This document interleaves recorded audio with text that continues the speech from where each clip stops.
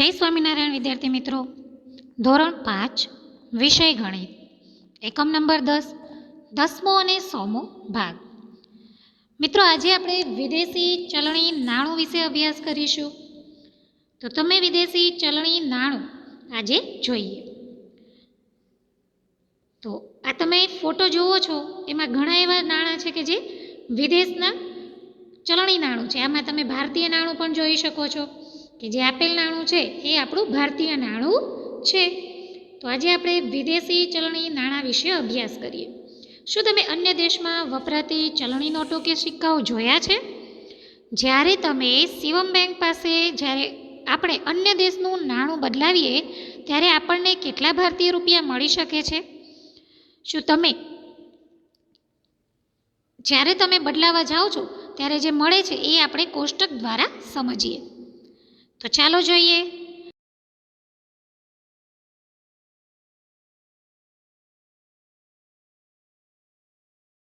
આ છે કોરિયાનું નાણું વોન, જેને ભારતમાં જ્યારે એ નાણાંને કન્વર્ટ કરવામાં આવે છે ત્યારે એની કિંમત છે 0.06. ત્યારબાદ શ્રીલંકાનું નાણું છે રૂપિયો, જે ભારતમાં જ્યારે તમે ફેરવવામાં આવે છે ત્યારે તેનું નાણાંની કિંમત છે 0.43 રૂપિયા. આગળ જોઈએ નેપાળ. તો મિત્રો, આ છે નેપાળનું નાણું, એ પણ રૂપિયો, જેને ભારતમાં તેની કિંમત છે 0.62. હોંગકોંગમાં નાણાંને ડોલર કહેવામાં આવે છે. તો આ ડોલર છે ને, એની કિંમત છે 8.40. આ છે ડોલર. ત્યારબાદ ચીનમાં કહેવાય છે યુઆન, જેની કિંમત છે 9.83. ત્યારબાદ યુએઈ દિરહામ, એના નાણાંને કહેવાય છે દિરહામ, એની કિંમત છે 17.79 એટલે કે 79. ત્યારબાદ જોઈએ આપણે તો યુએસએ, જેને ડોલર કહેવામાં આવે છે. તો આ ડોલરની કિંમત છે મિત્રો 65.29. ત્યારબાદ જર્મનીના નાણાંને યુરો કહેવાય છે. યુરોની કિંમત છે 76.83. ત્યારબાદ જોઈએ મિત્રો, છેલ્લું લાસ્ટ છે ઇંગ્લેન્ડ.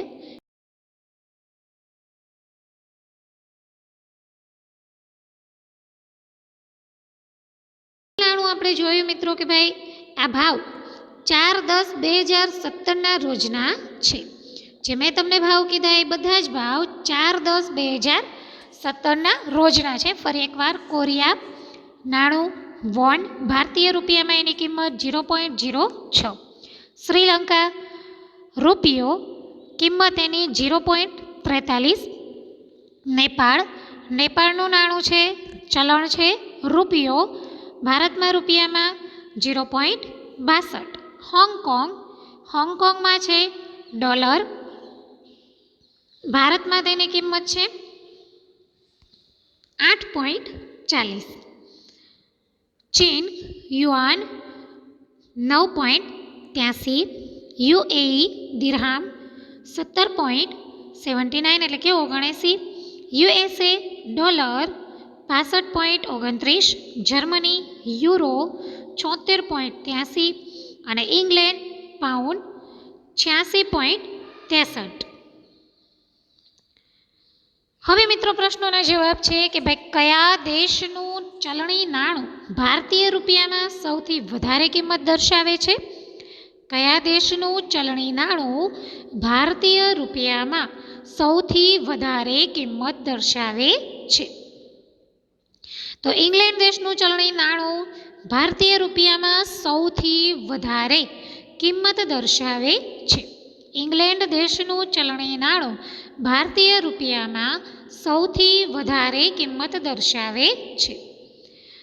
એક પ્રશ્ન છે કે ભાઈ મિથુનના કાકા અમેરિકામાં રહે છે, તે મિથુનને ભેટ તરીકે 10 યુએસએ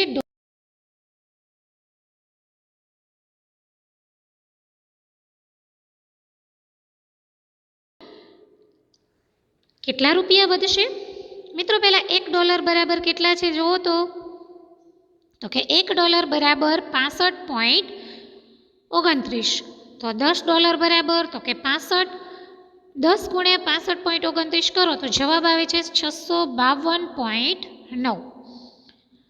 હવે મિથુન પાસે કેટલા રૂપિયા વધે છે એ જોવાનું છે. તો કે મિથુનને પહેલાં 652.9 મળે છે, એમાંથી 350 આપણે બાદ કરવાના છે. તો એની જોડે વધે છે 302.9 રૂપિયા તેની પાસે વધે છે. ફરી એકવાર કે મિથુનના કાકા અમેરિકામાં રહે છે, મિથુનને યુએસના $10 મોકલે છે, એને શાળાના પ્રવાસના 350 રૂપિયા ભરવાના છે. તો કેટલા રૂપિયા બાકી રહે છે? તો ડોલરની કિંમત છે 65.29 રૂપિયા. હવે એને 10 ગુણ્યા કરો ત્યારે એને જવાબ મળે છે 652.9.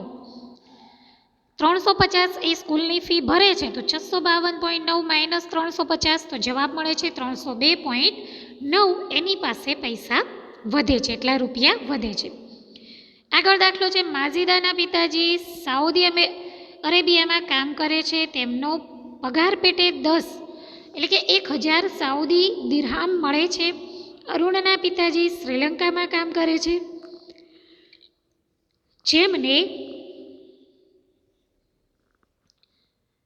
પગાર પેટે 2000 શ્રીલંકન રૂપિયો મેળવે છે.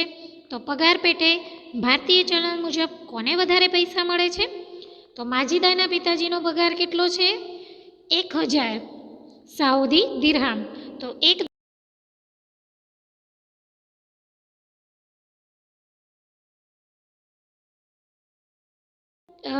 તો કે 1000 ગુણ્યા 17.79 કરો તો જવાબ મળે છે 17,790. તો આ એનો શું થાય છે? અહીંના ભારતના પ્રમાણે જે રૂપિયા પ્રમાણે એનો પગાર થાય છે. બરાબર. હવે મિત્રો વાત કરીએ આપણે કે ભાઈ એ જ રીતે અરુણના પિતાજીનો પગાર છે તો કે 2000. હવે 2000 ગુણ્યા 0.43. કેમ 0. તો કે એનો ભારતીય રૂપિયો છે, તો એને આપણે ગુણાકાર કરીએ તો ગુણ્યા 43 તો કેટલા? 886 રૂપિયા પગાર, 860 રૂપિયા એનો પગાર થાય છે. તો મિત્રો કોનો પગાર વધારે છે? તો આપણે જોયું કે ભાઈ અહીંયા માજીદાના પપ્પાને અરુણના પપ્પા કરતાં વધુ પગાર મળે છે. આગળ પ્રશ્ન છે કે લીલાના કાકી લીના માટે ચીનથી એક ભેટ લાવે છે જેની કિંમત 30 યુઆન છે, તેની ભારતીય ચલણ મુજબ કિંમત શોધો.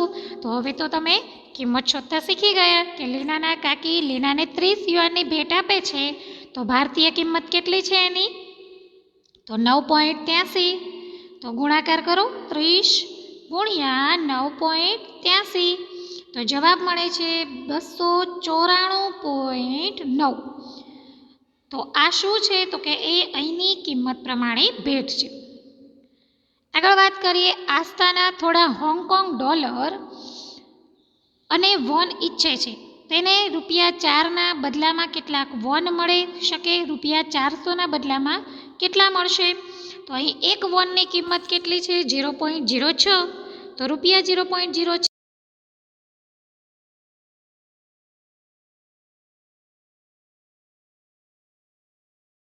4માંથી 67 વોન એટલે કે 400માં કેટલા વોન મળશે?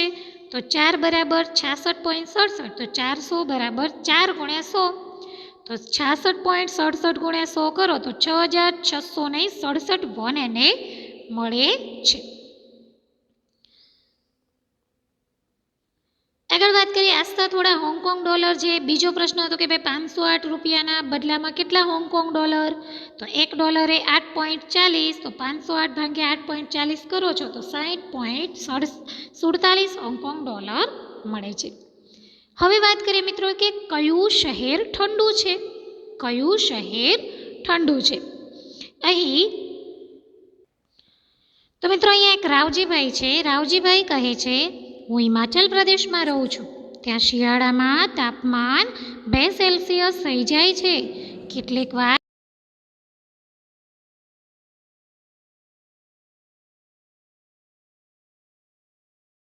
48 સેલ્સિયસ સુધી પહોંચી જાય છે. અહીં બહુ જ ગરમી હોય છે. પાણી લાવવા માટે અમારે કેટલાય કિલોમીટર ચાલવું પડે છે. તો મિત્રો 16 જાન્યુઆરી 2008ના રોજ બપોરે 3 વાગે દરેક શહેરનું તાપમાન નોંધવામાં આવ્યું હતું. તો તમે જુઓ છો કેટલું તાપમાન છે. ચાલો, જયપુર 23.2 સેલ્સિયસ, મુંબઈ 31.1 સેલ્સિયસ, તિરુવનંતપુરમ 33.5, ચેન્નાઈ 29.9, કોલકાતા 26.6, ભોપાલ 25.9, શ્રીનગર 8.1 અને ગુવાહાટી 24.8. તો બપોરે 3 વાગે કયા શહેરનું તાપમાન સૌથી વધુ હતું? તે જ સમયે કયું સ્થળ સૌથી ઠંડુ હતું?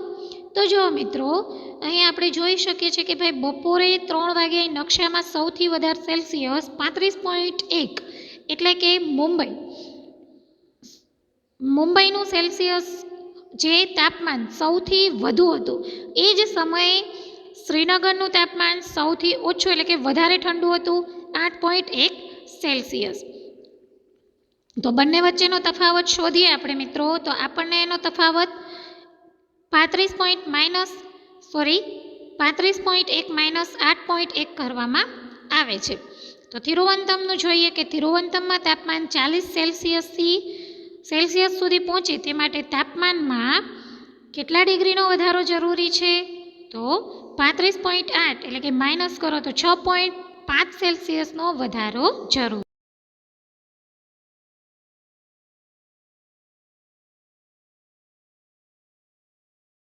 આમ મિત્રો, આપણે આજનો પાઠ અહીંયા પૂર્ણ કરીએ છીએ, જેમાં 10મો અને 100મો ભાગ. તમને આ પાઠમાં ખૂબ જ મજા આવી હશે. બરાબર, મારી સાથે સ્વાધ્યાય પોથીમાં આવતા દાખલાને ગણતા રહેવાનું છે. જય સ્વામિનારાયણ.